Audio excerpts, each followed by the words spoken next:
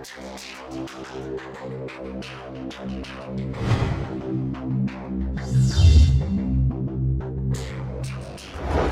ovih par tjedana što se družimo sa Zlatom, ona nas je... Dragi, Da? nije tjedana, Nego? mjeseci. Da, u stvari, prošli Prošli su već mjeseci i mi smo se na Zlatu poprilično navikli. Odnosno, mi smo se navikli na njezine vrline, a jesmo... Mana gotovo da nema. Pa gotovo da i nema mana. Zapravo smo shvatili da je puno bolja nego smo i sami očekivali.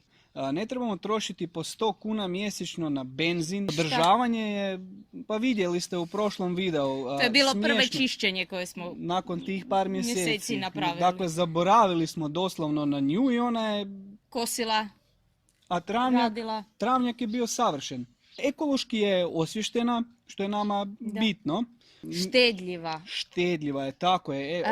Kad smo je dobili, pitali su nas ljudi koliko će ta struje potrošiti. Da. Njezina prosječna potrošnja energije pri maksimalnom korištenju, što bi značilo da ona ako kosi stalno 600 metara kvadratnih travnjak, ona bi mjesečno potrošila 5 kWh.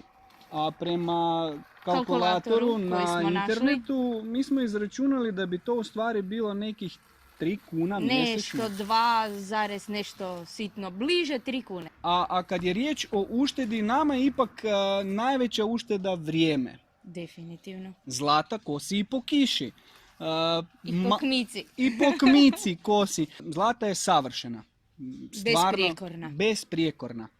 I još jedna bitna stvar. Ona je i izrazito sigurna. Neće nauditi vašim ljubimcima.